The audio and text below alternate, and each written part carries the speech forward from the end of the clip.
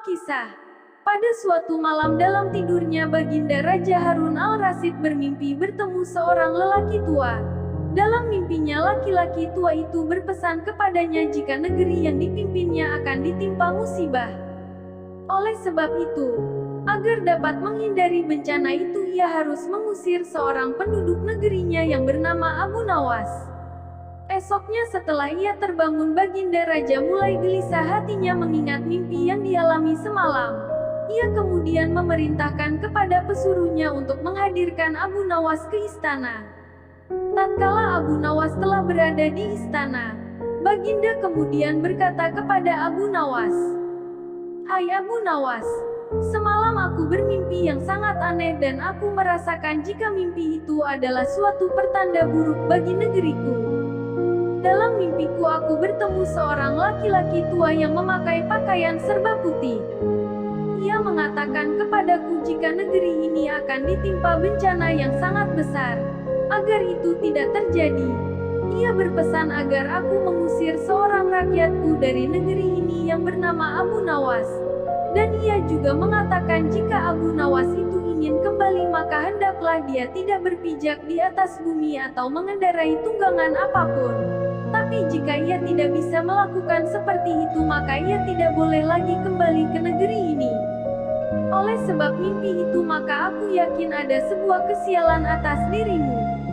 Maka aku memutuskan untuk mengusirmu dari negeri ini," kata Baginda. Dengan perasaan yang berkecamuk setelah mendengarkan perintah Baginda Raja atas pengusiran dirinya, Abu Nawas kemudian meninggalkan istana dan kembali ke rumah. Ia menceritakan kepada istrinya tentang apa yang telah dititahkan raja kepadanya. Istrinya merasa sangat sedih. Abu Nawas kemudian pergi meninggalkan keluarganya dengan bekal yang dibawa seadanya. Ketika dalam perjalanan ia terus memohon kepada Tuhan agar diberi petunjuk. Ia pun terus memutar otaknya agar dapat keluar dari masalah itu. Abu Nawas terus berjalan tanpa tujuan yang pasti hingga ia berada di sebuah negeri. Selama beberapa hari di sana ia terus berpikir bagaimana cara ia kembali ke negeri Baghdad tanpa melanggar apa yang telah dipesankan raja kepadanya, yaitu tidak boleh menginjak bumi dan tidak pula mengendarai tunggangan apapun. Bukan Abu Nawas namanya jika ia memiliki keputusasaan. Abu Nawas tidak berputus asa atas apa yang telah menimpanya.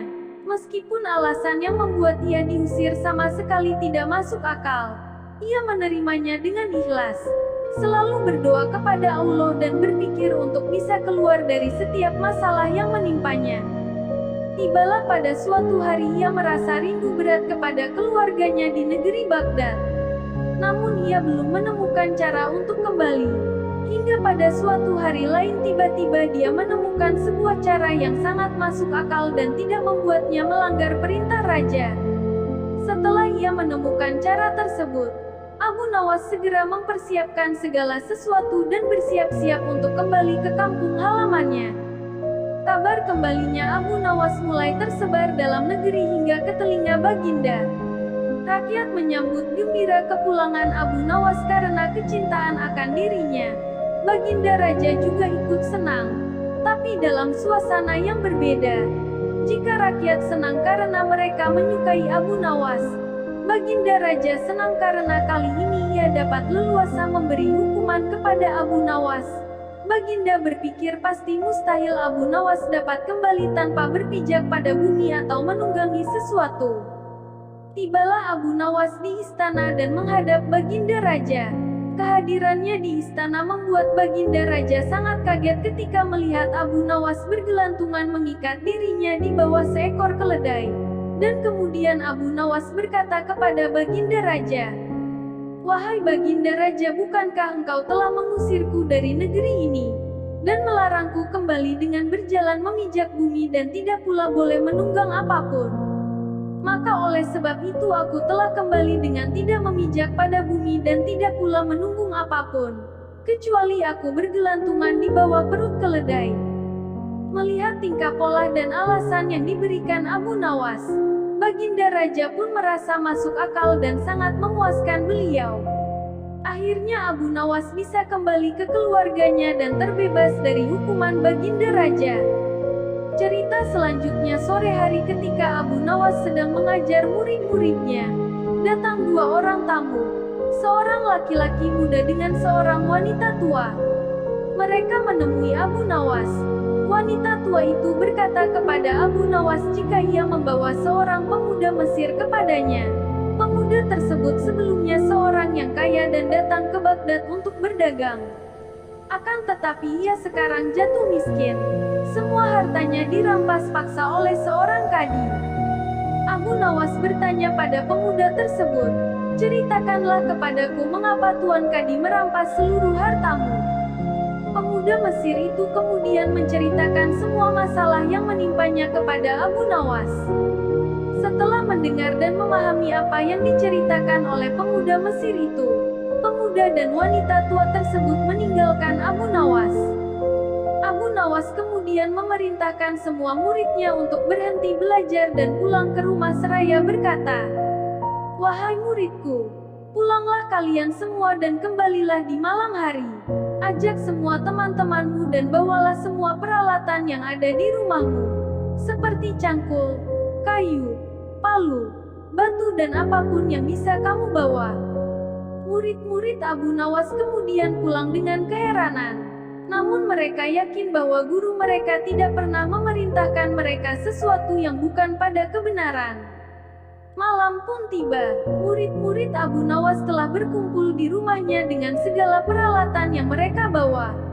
Lalu berkatalah Abu Nawas kepada murid-muridnya, "Wahai murid-muridku, pergilah kalian ke rumah Tuan Kadi kemudian rusaklah rumahnya dengan peralatan kalian bawa hingga menjadi rata dengan tanah."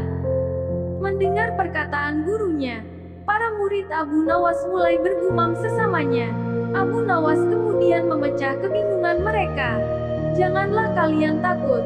Laksanakan apa yang kuperintahkan sebagai gurumu," kata Abu Nawas kepada muridnya. "Jika ada orang yang menghalangimu, katakan saja aku yang menyuruh, dan jika ada yang melukai kalian, maka lawanlah mereka." Murid Abu Nawas langsung menuju ke rumah Tuan Kadi. Orang-orang sekitar merasa resah melihat kelakuan mereka. Namun tidak ada seorang pun yang berani menghentikan karena mereka terlalu banyak dan membawa senjata di tangannya. Sesampainya di rumah Tuan Kadi, tanpa bertanya mereka langsung melaksanakan perintah gurunya menghancurkan rumah Tuan Kadi.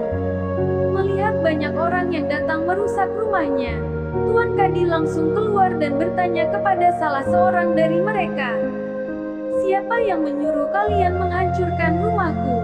bentak Tuan Kadi. "Guru kami, Abu Nawas," jawab salah seorang dari mereka.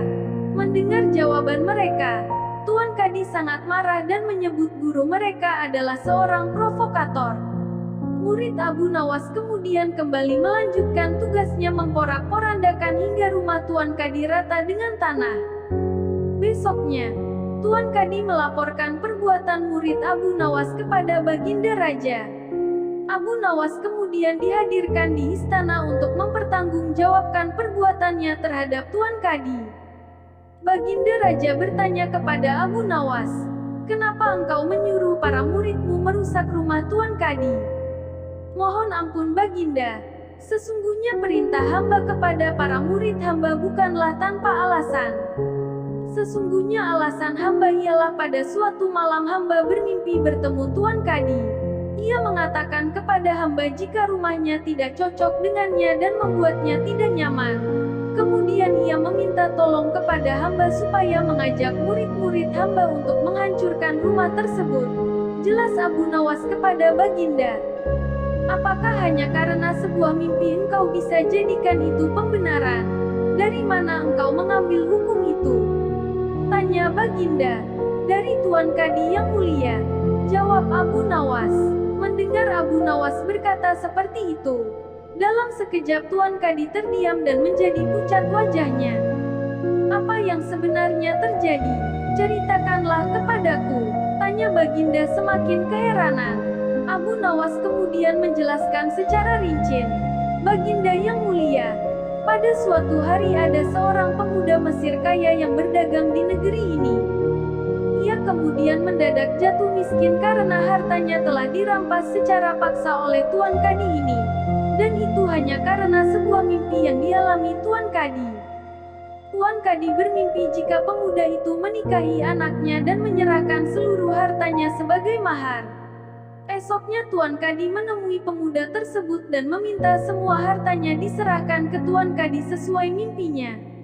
Tentu saja pemuda itu tidak mau menyerahkannya karena itu hanya sebuah mimpi dan tidak bisa diambil pembenarannya. Namun Tuan Kadi tetap memaksa dan merampas semua harta pemuda itu hingga dia menjadi seorang gelandangan dan ditolong oleh seorang wanita tua. Jelas Abu Nawas. Untuk meyakinkan Baginda Raja, Abu Nawas kemudian memanggil pemuda Mesir tersebut dan beberapa saksi yang memang sudah dibawanya ke istana. Baginda Raja kemudian meminta pemuda tersebut menjelaskan semua masalahnya. Pemuda itu kemudian menuturkan semuanya sebagaimana yang telah dijelaskan Abu Nawas. Baginda marah besar karena telah mengangkat seorang kadi yang tidak berakhlak. Beliau kemudian memecat kadi itu serta menyita seluruh hartanya untuk diserahkan kepada pemuda Mesir tersebut. Pemuda Mesir itu amat berterima kasih kepada Abu Nawas dan hendak memberikannya imbalan atas bantuan kepadanya. Namun Abu Nawas menolak karena bantuannya berdasarkan keikhlasan hati membantu sesama.